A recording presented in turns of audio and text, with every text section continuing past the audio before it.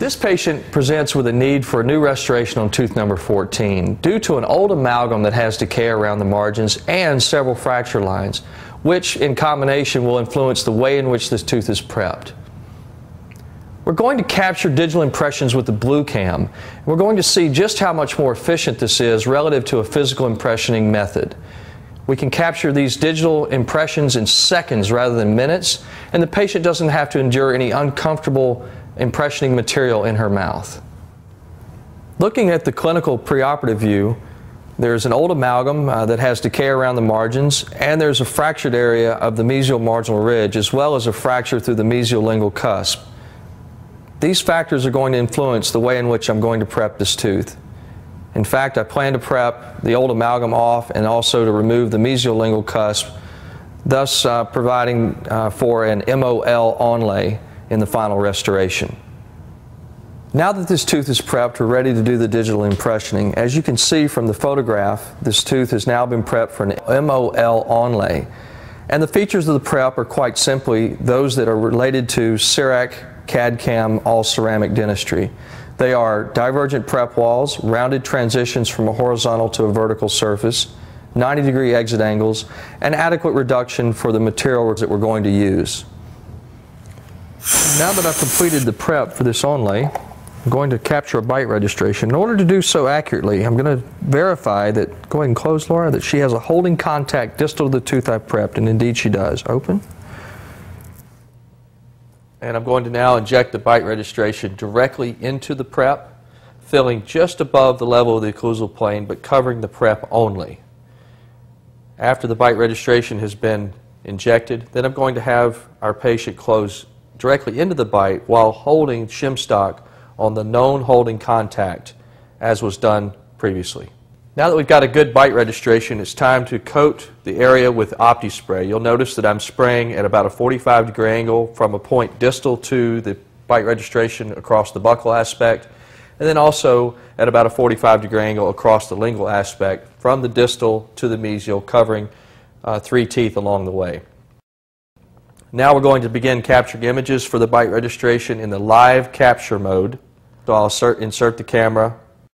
And centering first on the bite registration itself. We'll capture that and then go to the tooth distal to it. And then also the 2 teeth to the mesial. Now we can simply pop the bite registration off, powder the prep a little bit.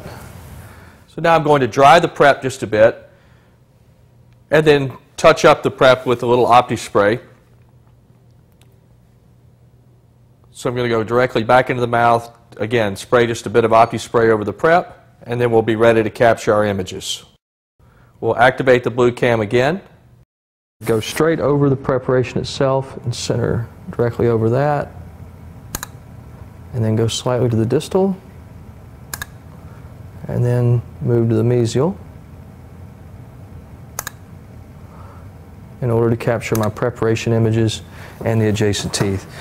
Now we have both the bite registration and the preparation virtual model. We're ready to begin the design on this onlay on tooth number 14. So now we have a virtual model of the preparation, and we're ready to begin the design for this onlay for tooth number 14.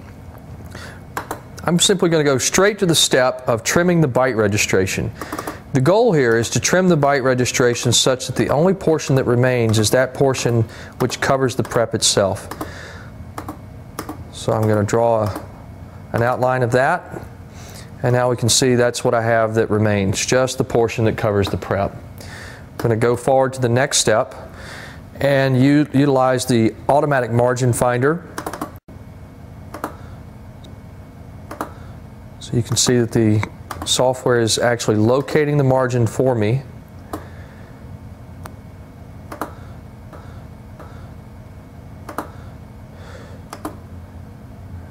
And locate that margin by clicking across the subgingival area.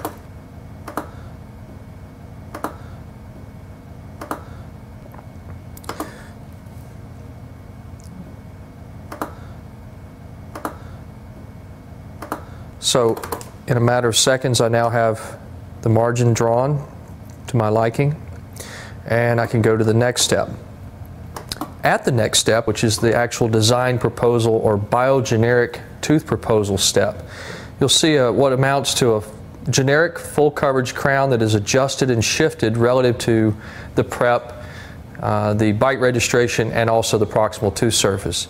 And then as it finishes its adjustment, as you can see, the tooth morphology changes to that of a biologically correct tooth morphology, taking into account the morphology of the remaining unprepped tooth structure, thus harmonizing this restoration with the residual tooth structure that remains. We can take a quick look at the contact area on the interproximal and verify that we are happy with the thickness, the width, the strength of that proximal contact, and this restoration is now ready to mill.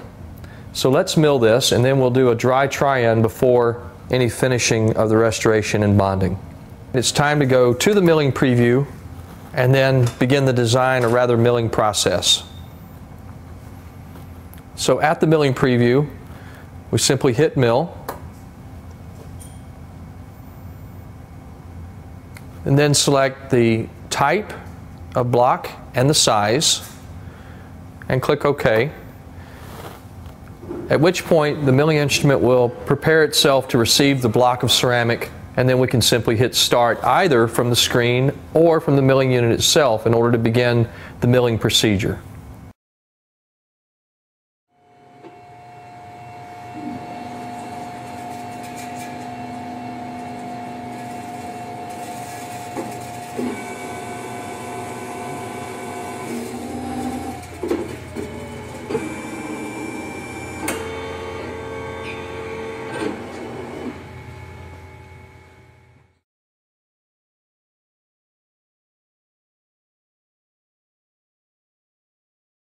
All right, now that the restoration has been milled and the sprue has been removed, we're going to do a dry try-in to verify the marginal fit and also the occlusal fit.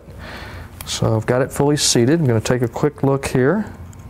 Good. And then I'm going to have Laura go ahead and close on that shim stock in the same location that the holding contact existed before, and that holding contact still does exist distal to the restoration, indicating that the static occlusal relationship is correct.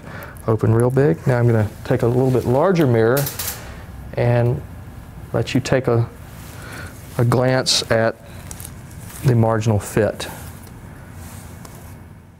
So now that we've verified fit, it's time to bond the restoration.